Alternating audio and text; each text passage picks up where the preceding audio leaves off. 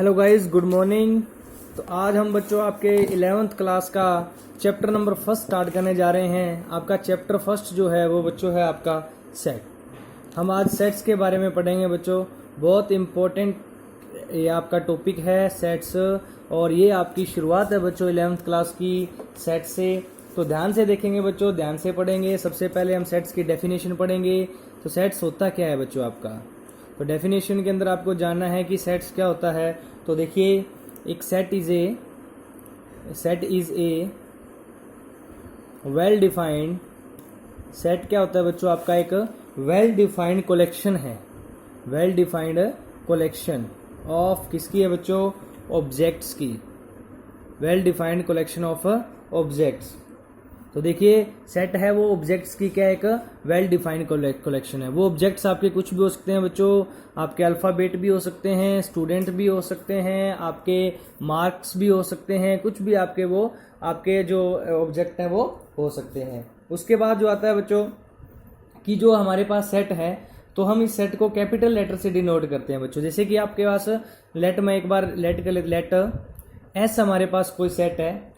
S is the set, और ये set किसका है बच्चों, सेट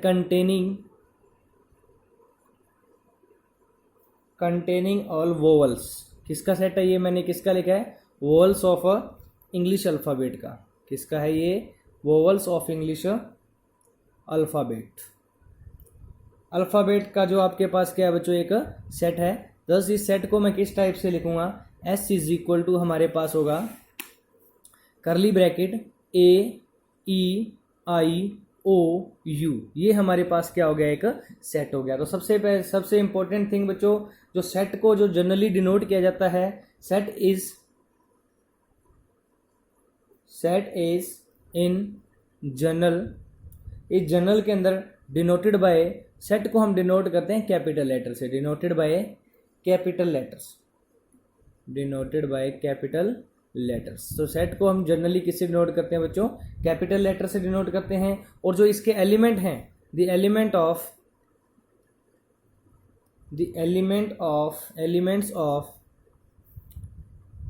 एलिमेंट्स आर इन, और एलिमेंट्स को किस में डिनोट कर देते हैं बच्चों, elements are in general denoted by small letter. तो जनरल हम किससे डिनोटेड बाय स्मॉल लेटर। जो इसके अंदर एलिमेंट आएंगे उनको हम किससे डिनोट करते हैं बच्चों, स्मॉल लेटर से डिनोट करते हैं। तो आप यहाँ देखिए, हमने कैपिटल ऊपर सेट को एस से डिनोट किया, कैपिटल एस से सेट को, तो और जो इसके अंदर जो एलिमेंट आ रहे हैं उनको हमने स्मॉल लेटर से डिनोट किया है। उसके बाद देखिए बच्चों, अब हमारे पास कुछ स्टैंडर्ड फॉर्म है बच्चों। तो सम स्टैंडर्ड फॉर्म सेट हैं, सम स्टैंडर्ड सेट। जो हमारे पास कुछ स्टैंडर्ड सेट होते हैं, स्टैंडर्ड मीन्स जो चेंज नहीं होते बच्चों।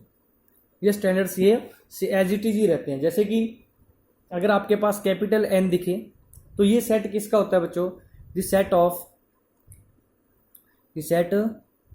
किसका होता है बच्चों, this set containing all natural number. तो अगर कैपिटल एन दिखे तो आप समझ लेना कि ये नेचुरल नंबर का एक सेट है। नेचुरल नंबर क्या होते हैं बच्चों, the whole number starting from one से स्टार्ट होने वाले जितने भी होल नंबर हैं वो सारे किस डिनोट करते हैं, नेचुरल नंबर को। जैसे कि आपके पास नेचुरल नंबर का सेट होगा 1 2 3 4 5 डैश डैश डैश। तो ये किसका सेट होगा बच्चों, आपके पास नेचुरल नंबर का सेट होगा। उसके बाद आता है बच्चों जेड। कैपिटल जेड किसको डिनोट करता है, the set containing all integers.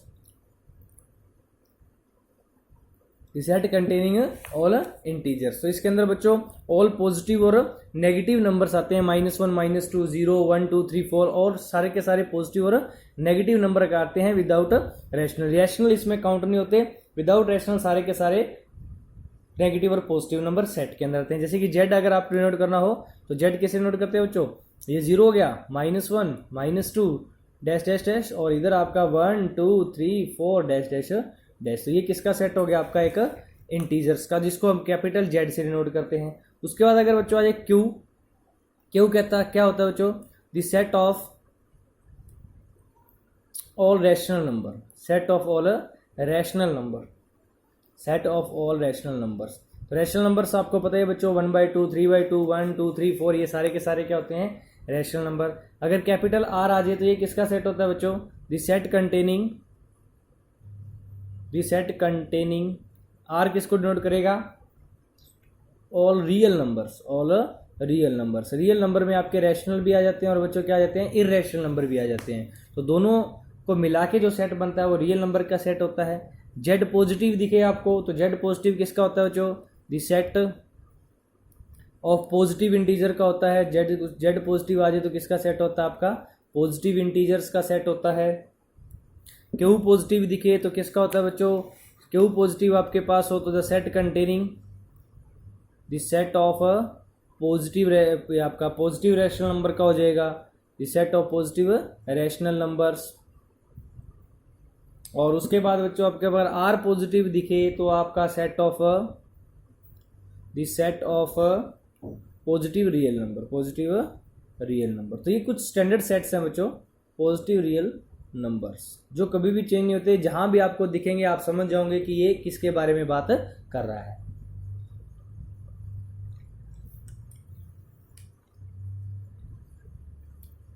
उसके बाद आती है डिस्क्रिप्शन बच्चों, इसकी डिस्क्रिप्शन ऑफ सेट क्या आती है बच्चों, डिस्क्रिप्शन भी कह सकते हैं, रिप्रेजेंटेशन भी कह सकते हैं। तो यहां पे आपके पास बच्चों क्या है, ये डिस्क्रिप्शन ऑफ ए सेट या रिप्रेजेंटेशन ऑफ ए सेट। तो सेट को हम बच्चों दो मेथड से डिस्क्रिप्शन कर सकते हैं, एक हमारी आता है रोस्टर फॉर्म और दूसरी आती है हमारी सेट बिल्डर फॉर्म। तो सबसे पहले हम किसके बारे में पढ़ते हैं, रोस्टर मेथड या रोस्टर फॉर्म, एक ही बात है बच्चों, रोस्टर मेथड कह लो या रोस्टर फॉर्म कह लो, एक ही बात है आपकी। तो रोस्टर मेथड में क्या होता है बच्चों, in this method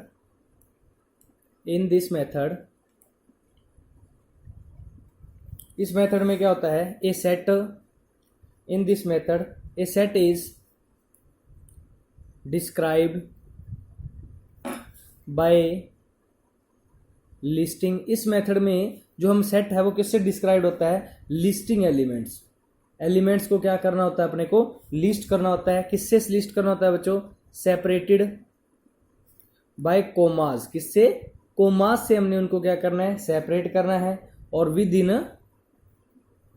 in braces, किस ब्रेसिस के अंदर, कौन सी ब्रैकेट के अंदर, ये करली ब्रैकेट के अंदर हमने इनको क्या करना होता है, लिखना होता है। जैसे कि आपने पीछे सेट लिखा था, एस लिखा था बच्चों, ए coma E I O you, तो ये हमारा क्या था, एक सेट था, किसका था, वोवल्स का था। तो देखिए करली ब्रैकेट के अंदर कोमा से हमने सेपरेट किया है और एलिमेंट लिखे हैं। तो ये कौन सी फॉर्म होती है आपके बच्चों, रोस्टर फॉर्म होती है। कौन सी फॉर्म होती है, रोस्टर फॉर्म। इसके अंदर एक इंपॉर्टेंट नोट ध्यान रखना, रोस्टर फॉर्म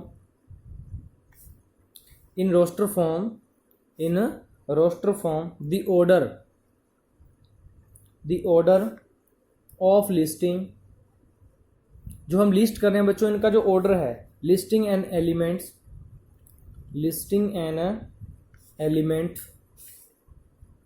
इज इममटेरियल का मतलब बच्चों कि जो ऑर्डर है वो आगे पीछे हो सकता है। दस वेदर वी राइट, तो हम क्या लिख सकते हैं बच्चों, वी राइट।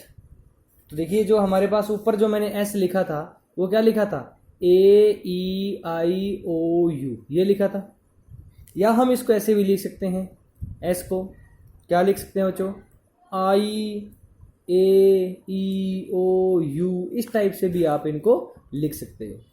इट मीन्स इनका ऑर्डर है वो कोई मायने नहीं रखता, ये और ये सेट क्या है आपका, सेम है, इससे कोई प्रॉब्लम नहीं है। दी आर सेम थिंग्स, ये दोनों सेम थिंग्स है, ये इममटेरियल है बच्चों। इट मीन्स इनका ऑर्डर कोई भी, पहले ए लिखो फिर ई लिखो फिर आई लिखो फिर ओ लिखो फिर यू लिखो, ये कोई जरूरी नहीं है, आप इस टाइप से भी लिख सकते हो। ये और ये सेम है इस रोस्टर फॉर्म के अंदर।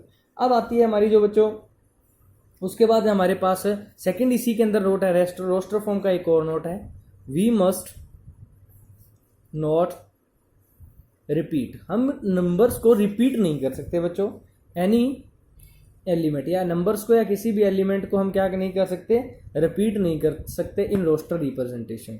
रोस्टर जो हमारी प्रेजेंटेशन है उसके अंदर हम नंबर्स को रिपीट नहीं कर सकते। जैसे कि आपके पास मैं एक वर्ड दे देता हूं, मान लीजिए कोई मैंने एक वर्ड ले लिया आनंद, ये एक वर्ड ले लिया मैंने, क्या वर्ड लिया है आनंद, और बोले कि इससे एक सेट बनाओ, तो मैं इससे अगर सेट बनाऊं, ऐसा कोई भी सेट बना रहा हूं, तो आनंद से मैंने ए लिया कोमा, फिर मैंने एन लिया कोमा, अब ए नहीं लेना मुझे क्योंकि ए रिपीट नहीं करना आपने, फिर एन भी रिपीट नहीं करना, फिर हमें लेंगे डी। तो आनंद का जो सेट बनेगा बच्चों वो बनेगा ए एन डी, ओके, क्योंकि हमने इसके अंदर कोई भी एलिमेंट रिपीट नहीं करना है। उसके बाद जो सेकंड मेथड आता है इसके अंदर वो आता है आपका बच्चों set builder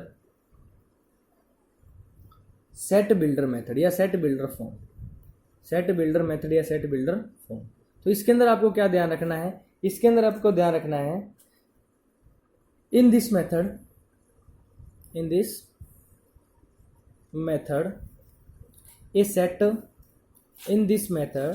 a set is described by a characteristic, a set is described by a characteristic property। Set को हम किससे डिनोट करेंगे बच्चों, इसके अंदर प्रॉपर्टी में डिनोट करेंगे। प्रॉपर्टी से मान लीजिए कि आपके पास से मान लीजिए कोई पी एक्स, प्रॉपर्टी को हमने किस में लिख दिया, P x of its elements x. तो हमने एक्स को एलिमेंट को प्रॉपर्टी में लिख दिया, किस में लिख दिया बच्चों, पी एक्स में लिख दिया। तो ध्यान रखना इसके अंदर क्या होगा, मैं इसकी जनरली दिखा देता हूं डिस्क्राइब करके। मान लीजिए कोई सेट है, तो इसमें बच्चों जो एक्स है वो कैसे रिप्रेजेंट होगा, पी एक्स होल्ड करेगा उनको, कि कौन होल्ड करेगा, यहाँ पे पी एक्स होल्ड करेगा। एक्स को कौन होल्ड करेगा, पी एक्स होल्ड करेगा। The set of all x such that P x इनको क्या करेगा, होल्ड करेगा। तो देखिए कैसे होल्ड करेगा, जैसे कि आपके पास ये एक सेट मैंने लिया x is equal to 2n और n belongs to Z. Z क्या है, नेचुरल नंबर। तो एक प्रॉपर्टी में लिखा गया है, ये देखिए किस में लिखा गया है, एक प्रॉपर्टी में लिखा गया है। तो ये कौन सी फॉर्म है, ये सेट बिल्डर फॉर्म है। अगर मैं इसको, अगर ये हमारी कौन सी फॉर्म है, एक सेट बिल्डर फॉर्म है। देखिए x is equal to 2n, अगर वैसे एलिमेंट लिखने बैठे जेड क्या होता है, 0 होता है, तो 0 पुट कर दो तो एक्स की वैल्यू 0 ही आ जाएगी। 1 पुट कर दो तो एक्स की वैल्यू 2 आ जाएगी। 2 पुट कर दो तो एक्स की वैल्यू 4 आ जाएगी। 3 पुट कर दो तो एक्स की वैल्यू 6 आ जाएगी। तो वो तो हमारी बन जाएगी रोस्टर फॉर्म, जो ऊपर हमने पढ़ी है। और ये हमारी कौन सी है, सेट बिल्डर फॉर्म। एक प्रॉपर्टी में लिख देना, तो वो कौन सी फॉर्म होगी, सेट बिल्डर फॉर्म। जैसे कि मैं आपको एक एग्जांपल लेके बताता हूं, जैसे कि हमारे पास कोई ए सेट है। ए सेट क्या है बच्चों, 1 4 9 16 डैश डैश डैश, ये एक सेट है हमारे पास ए। ये कौन सी फॉर्म है, ये रोस्टर फॉर्म है। अगर मैं इसको लिखूं, ऐसे लिख दूं बच्चों, इसी ए को x is equal to n square and n belongs to natural number, n belongs to natural number. तो ये किस में लिखा गया, एक प्रॉपर्टी में लिखा गया है। यही सेम है, देख लीजिए नेचुरल नंबर कहां से स्टार्ट होते हैं, 1 से। तो आप अगर 1 पुट करते हो तो एन 1 का स्केयर कितना होता है, 1 ही होता है। फिर 2 आएगा, 2 का स्केयर कितना होता है, 4। फिर नेचुरल नंबर 3 आएगा, 3 का स्केयर कितना होता है, 9। फिर नेचुरल नंबर 4 आएगा, 4 का स्केयर कितना है, 16 एंड सो ऑन। इस तरह से चलता रहेगा। तो ये तो लिख दिया एक प्रॉपर्टी के अंदर। तो ये तो फॉर्म होगी हमारी कौन सी, सेट बिल्डर फॉर्म। और ये हमारी कौन सी फॉर्म होगी बच्चों, रोस्टर फॉर्म। तो इस तरह से ये 2 फॉर्म भी आपको क्या रखनी है, ध्यान रखनी है। तो उसके बाद जो हमारी जो फर्स्ट एक्सरसाइज के जो क्वेश्चन है वो इन्हीं के बेस के ऊपर है बच्चों। आज का जो मैंने आपको जो एक्सप्लेनेशन दी है, इसी एक्सप्लेनेशन के बेस पे हमारे जो फर्स्ट एक्सरसाइज के क्वेश्चन है। इसमें जो हमारा फर्स्ट क्वेश्चन है फर्स्ट एक्सरसाइज का, उसमें आपसे क्या पूछा गया है, उसमें आपसे ये पूछा गया बच्चों, देखिए कि which of the following are sets, कि कौन सा सेट्स हैं जस्टिफाई, और हमें उनको जस्टिफाई करके बताना है, जस्टिफाई योर आंसर। तो फर्स्ट क्या है, the collection of all months of year beginning with letter G. तो ऐसे मंथ्स की जो कलेक्शन, जैसे कि मैं आपको सॉल्यूशन बताता हूँ 1-2 का। जो एक्सरसाइज हमारी 1.1 है, इसके अंदर हमारे पास यही है बच्चों। फर्स्ट क्वेश्चन में फर्स्ट पार्ट है, इसका सॉल्यूशन क्या है। उसने क्या बोला है कि जो collection of months of year beginning with letter J, J से स्टार्ट होने वाले लेटर, तो आप जानते भी हो बच्चों कहां से जे से स्टार्ट होने वाला, जनवरी, उसके बाद जून, उसके बाद जुलाई। तो अच्छी तरह से जानते हो, अच्छी तरह से लिख सकते हो। तो ये एक वेल डिफाइंड है, ये एक सेट है। जो आप नहीं जानते, जिनको आप नहीं नोट कर सकते, जो आपको डाउट लगे, वो आपका एक सेट नहीं होगा। आपके माइंड के अंदर अगर डाउट क्रिएट होगी तो समझ लेना वो 99% वो सेट नहीं होगा। जैसे कि आपके पास यहां जो इसका आंसर होगा वो क्या होगा, वी कैन डेफिनेटली, हम डेफिनेटली जानते हैं, वी कैन डेफिनेटली से, हम डेफिनेटली कह सकते हैं बच्चों दैट जो हमारे पास दी मेंबर्स ऑफ, जो इसके सेट होंगे, the members of this collection, जो इस कलेक्शन के जो मेंबर होंगे वो क्या क्या होंगे बच्चों, बताइए, आप बता दीजिए। जनवरी होगा एक तो, और क्या होगा, अभी मैंने बताया था जून होगा, उसके बाद क्या हो जाएगा, एक जुलाई हो जाएगा। तो ये मेंबर्स यही होंगे इसके। तो ये कलेक्शन क्या होगी, this collection is well defined. ये कलेक्शन आपकी क्या होगी, एक वेल डिफाइंड हो गई, and hence it is a set, तो इसका मतलब ये कलेक्शन अगर वेल डिफाइंड होगी तो क्या हो गया, एक सेट हो गया। तो यही बताना था आपको और हमें आंसर देना था। तो आंसर हो गया बच्चों कि हम इनके जो मेंबर्स हैं उनको डेफिनेटली जानते हैं, कौन कौन है, जनवरी है, जून है, जुलाई है। सो दिस कलेक्शन क्या होगी, एक वेल डिफाइंड होगी, hence it is a set. Second में कहा गया है the collection of 10 most talented writer of India. तो देखिए क्या है, 10 मोस्ट टैलेंटेड राइटर। तो ये टर्म जो मोस्ट टैलेंटेड है वो एक हमारी क्या है, वैग्यू टर्म है। वैग्यू टर्म्स का मतलब क्या है बच्चों, कि ये टर्म है वो डाउटफुल टर्म है। डाउटफुल मीन्स कि कोई भी किसी की नज़र में मोस्ट टैलेंटेड हो सकता है, क्योंकि हमें किसी की बुक पढ़ना, हर कोई इस पर्सन अलग अलग राइटर की बुक पढ़ना क्या करता है, पसंद करता है। तो वो उसके लिए तो टैलेंटेड हो गया। मैं मान लीजिए मुंशी प्रेमचंद की बुक पढ़ता हूँ, तो आप मान लीजिए किसी और की, मान लीजिए आप किसी की, मान लीजिए बच्चों आप पियर्सन की बुक पढ़ते हो, या कोई मान लीजिए आप किसी भी राइटर की बुक पढ़ते हो, माने हरिवंश राय बच्चन की बुक पढ़ते हो, तो वो आपके लिए टैलेंटेड हो गया। मेरे लिए मुंशी प्रेमचंद टैलेंटेड हो गया। तो ये एक डाउटफुल होगी, ये डाउटफुल टर्म होगी। इट मीन्स अगर ऐसी टर्म्स होती हैं उनको हम बोलते हैं, कौन सी टर्म बोलते हैं बच्चों, वैग्यू टर्म बोलते हैं इसको। क्या बोलते हैं इनको, वैग्यू टर्म। जो मोस्ट टैलेंटेड है वो एक क्या हमारी वैग्यू टर्म है। A writer may be most talented to one person and may not be so to the other. अगर मेरे लिए मुंशी प्रेमचंद एक मोस्ट टैलेंटेड है तो वो हो सकता है आपके लिए न हो, ये आपके लिए न हो। इट मीन्स मैं क्या लिख रहा हूं इसके अंदर, a writer may be most talented, एक राइटर है वो may be most talented to one person, किसी भी एक पर्सन के लिए वो मोस्ट टैलेंटेड हो सकता है, एंड मे नॉट बी सो, ऐसा नहीं हो सकता, टू द अदर, किसी दूसरे के लिए वो नहीं भी हो सकता। अगर किसी के लिए मोस्ट टैलेंटेड है तो वो दूसरे के लिए नहीं हो सकता। तो दस हम क्या कह सकते हैं इसके अंदर, दस वी कैन नॉट जज, हम कैन जज नहीं कर सकते बच्चों इसको, वी कैन नॉट जज डेफिनेटली, हम इसको डेफिनेटली जज नहीं कर सकते। Which writer is talented, which writer है जो इसके अंदर, जो विच राइटर्स आर देयर, भी कौन सा राइटर यहाँ पे आना चाहिए, कौन सा राइटर यहाँ पे आना चाहिए इन आवर कलेक्शन, क्यों हमारी कलेक्शन के अंदर कौन सा राइटर आएगा, ये हम जज ही नहीं कर सकते। यहाँ पे जज नहीं कर सकते तो this collection is not well defined. तो हम क्या लिख सकते हैं बच्चों, सो दिस कलेक्शन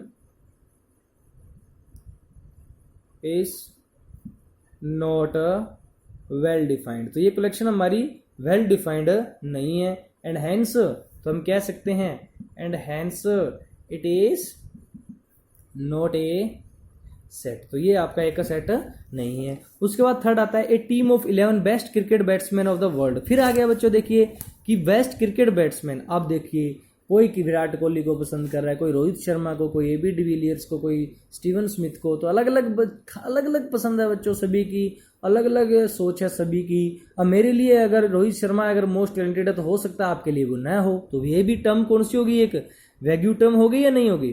तो ये भी वैग्यू टर्म है। जो बेस्ट की बात आ गई तो यहाँ पे बेस्ट वैग्यू टर्म आपकी वैग्यू टर्म है। तो क्यों, क्योंकि ये बैट्समैन में भी बेस्ट टू वन पर्सन, एक जो बैट्समैन है वो एक पर्सन के लिए बेस्ट हो सकता है, may not be so to the other, और ये दूसरे के लिए नहीं भी हो सकता। तो वी कैनॉट जज डेफिनेटली, इसको भी हम जज डेफिनेटली नहीं कर सकते। Which batsman are there in our collection, की हमारी कलेक्शन के अंदर कौन सा बैट्समैन होगा। तो this collection is not well defined, ये कलेक्शन हमारी वेल डिफाइंड नहीं है, hence it is not a set. तो ये भी हमारा सेट नहीं है। तो सेम हो गया, सेम स्टेटमेंट लिखनी है आपने, सिर्फ मोस्ट टैलेंटेड की जगह क्या हो गया आपका बेस्ट हो गया, ओके। और टीम के ये आपका राइटर की जगह क्या हो गया बैट्समैन हो गया। तो ध्यान रखना सेम टर्म है ये। उसके बाद जो फोर्थ है the collection of all boys in a class. तो all boys in a class, आपकी क्लास में सभी बच्चों को अच्छी तरह से जानते हो, आप सभी बच्चों को अच्छी तरह से जानते हो आपकी क्लास में। तो we definitely say that member of this collection in your class fellow, आप इनको अच्छी तरह से जानते हो, डेफिनेटली अच्छी तरह से जानते हो। तो एक वेल डिफाइंड है, तो ये क्या है एक सेट है। उसके बाद बच्चों इसी टाइप से देखिए, बस यहाँ पे आपको लिखना ही है, आपको ये चीजें लिखनी ही है। मैंने ऊपर लिखना दो आपको स्टेटमेंट बता दी हैं, उनको आप कॉपी भी कर सकते हो। जैसे फोर्थ में आया है, फोर्थ में क्या था आपकी बॉयज के बारे में लिखना था, तो आप लिख देना वी विल डेफिनेटली से, हम डेफिनेटली कह सकते हैं that the members of this collection, की इस कलेक्शन के जो मेंबर हैं आर योर क्लास फेलो, वो सारे के सारे क्या हैं आपके क्लास फेलो ही तो हैं। तो the collection is well defined and hence it is a set. उसके बाद the collection of all natural number less than 100। अब लेस देन 100 से नेचुरल नंबर 1 से स्टार्ट होते हैं और लेस देन 100 कहाँ तक 99 तक, लेस देन 100 मीन्स 99 तक, 1 to 99 सारे के सारे नंबर अच्छी तरह से आप डेफिनेटली जानते हो इनको। तो ये भी क्या एक सेट है। क्लियरली आप डायरेक्ट लिखो clearly the member of collection are 1 to 99, this collection is well defined and it is a set. उसके बाद आता है the collection of novel written by Munshi Premchand. Munshi Premchand के द्वारा जो नोवेल रिटन है, तो मेंबर जो इसके अंदर जो बच्चों कलेक्शन है मुंशी प्रेमचंद की, तो नोवेल जो रिटन है मुंशी प्रेमचंद की वो कलेक्शन है, क्योंकि हम सारे राइटर्स की मुंशी प्रेमचंद ने कितने नोवेल लिखे हैं ये सब कुछ जानते हैं हम। देखिए हमें ऐसे नहीं मालूम भी कौन कौन से लिखे हैं तो क्या हो गया, लेकिन हमारे जो भी हमारे म्यूजियम वगैरह बने हुए हैं वहाँ पे मुंशी प्रेमचंद के जो भी राइटर हैं जो उन्होंने नोवेल लिखे हैं वो वहाँ पढ़े हैं सारे के सारे, और सारे जानते हैं भी ये मुंशी प्रेमचंद के हैं। प्रेमचंद के हैं तो the member of this novel written Munshi Premchand, वो भी क्या एक सेट है बच्चों। तो ये भी एक वेल डिफाइंड सेट है, तो ये भी एक सेट बन जाएगा। वेल डिफाइंड कलेक्शन है तो ये भी एक क्या बन जाएगी आपका सेट बन जाएगा। उसके बाद आता है बच्चों the collection of all even integer. Even integer कौन से होते हैं 2, 4, 6, ये सारे के सारे बच्चों 8, 10 ये सारे के सारे कलेक्शन हम अच्छी तरह से डेफिनेटली जानते हैं। तो ये भी एक सेट है। ये कहाँ तक चलेगा, ये सेट की अगली फॉर्म है बच्चों फाइनाइट, जो सेट खत्म हो जाता है, और इनफाइनाइट जो खत्म नहीं होता। उसके बारे में हम कल डिस्कशन करेंगे बच्चों, फाइनाइट और इनफाइनाइट के बारे में।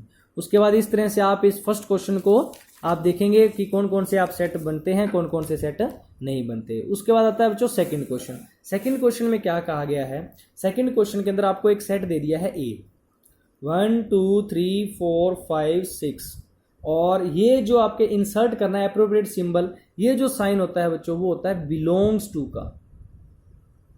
बिलोंग्स टू का एक एप्रोप्रिएट सिंबल लगाना है आपने बिलोंग्स टू, और ये अगर साइन है तो नॉट बिलोंग्स टू, ये हो जाएगा not belongs to. Belongs to मतलब जो इसमें है इससे रिलेटेड है, और नॉट बिलोंग्स टू मतलब जो इससे रिलेटेड नहीं है। जैसे 5 डैश डैश ए, फर्स्ट पार्ट यही है। अब क्या 5 इसमें है, यस है, तो इसमें आ जाएगा बिलोंग्स टू। और जैसे कि 8 डैश डैश ए, क्या ए इसमें है, नहीं है, तो नॉट बिलोंग्स टू। बस बच्चों यही ध्यान रखना है, बिलोंग्स टू और नॉट बिलोंग्स टू। उसके बाद आपके इसके जो पार्ट हैं वो खुद ट्राई कर लेंगे। थर्ड में क्या पूछा गया है, write the following set in the roster form. Roster form में लिखना है, एक ये भी बता देता हूं, आप खुद लिखेंगे।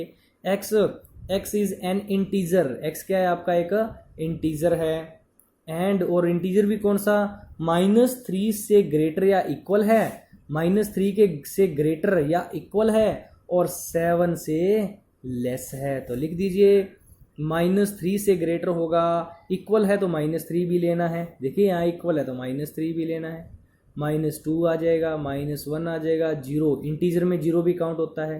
फिर बच्चों 1 2 3 4 5 एंड 6, देखिए 7 से लेस है, 7 के इक्वल नहीं है। यहाँ इक्वल का साइन होता तो ये 7 भी लेते, यहाँ 7 से लेस है तो 6 तक लेने हैं। तो ये देखिए एक रोस्टर फॉर्म बन गई है आपकी, कौन सी रोस्टर फॉर्म। इसी तरह से बच्चों बी भी आप लिखोगे, लेस देन 6 आपने नेचुरल नंबर लिखने हैं तो 1 2 3 4 5 आ जाएगा। उसके बाद सी भी आप लिखोगे, 2 डिजिट नेचुरल नंबर लिखने हैं, that sum of digit is 8। देखिए फोर्थ में अगर मैं डायरेक्ट लिख रहा हूँ, स्टेटमेंट यहाँ लिखी हुई है, स्टेटमेंट आप खुद लिख लेना।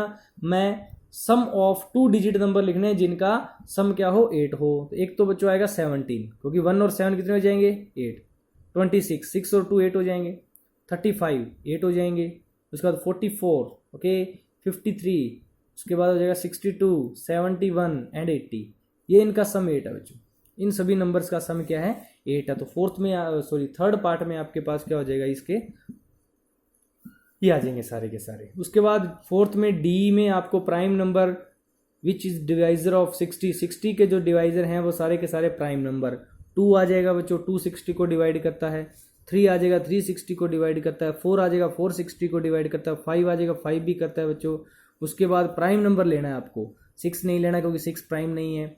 7 डिवाइड नहीं करता आपके पास, तो ये आ जाएंगे बच्चों 2 3 5 एंड 2 3 एंड 5, 2 3 5 एंड 7, सॉरी 2 3 5 और 7 आ जाएंगे, जो 60 को क्या करते हैं बच्चों, सॉरी 7 नहीं आएगा क्योंकि 7 डिवाइड नहीं करता, सॉरी बच्चों 7 नहीं आएगा, 2 3 5 तीन ही नंबर आएंगे। उसके बाद देखते हैं फिफ्थ में मैंने बच्चों बताया, देखिए फिफ्थ में आपको एक वर्ड दिया गया है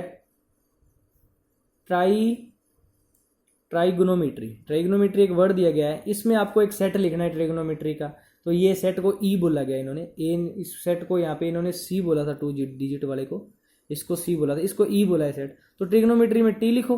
अब टी दोबारा रिपीट नहीं करना, बस मैंने बताया था कोमा लगाओ, आर आ जाएगा, आई आ जाएगा, कोई वर्ड दोबारा नहीं आना चाहिए, जी आ जाएगा, ओ आ जाएगा, एन आ जाएगा, ओ दोबारा आ गया नहीं लेना, सेकंड टाइम आ रहा ना, एम नहीं आया अभी तक तो एम आ जाएगा, ई भी नहीं आया तो ई लिख दो, टी आ गया पहले, आर भी आ गया है पहले और वाई, तो ये एक सेट हो जाएगा इसका बच्चों ट्रिग्नोमेट्री का। रिपीट नहीं करना बस आपने। इसी तरह से आपको बेटर का लिखना है, बेटर का खुद लिख लीजिए। उसके बाद आता है write the set in the set builder form. अब ये देखिए सेट बिल्डर फॉर्म वाला आ गया है आपका, सेट बिल्डर फॉर्म कैसे लिखनी है आपने। तो बच्चों आज इतने ही ट्राई करो, कल हम सेट बिल्डर फॉर्म और जो इसकी रोस्टर फॉर्म है उनको ट्राई करते हैं। और जो भी प्रॉब्लम आ रही है बच्चों वो हमें जरूर बताएं। आप प्रैक्टिस करो बच्चों, मेहनत करो, धीरे धीरे सब कुछ आपको धीरे धीरे समझ में आने लग जाएगा। आप इस वीडियो को साथ साथ देखते रहो और उसके बाद जो भी कोई भी प्रॉब्लम है उसको कमेंट करके बताओ। नेक्स्ट वीडियो के अंदर नेक्स्ट हमारा पार्ट इसी सेट का लेके आएंगे। तब तक के लिए thank you, have a nice day.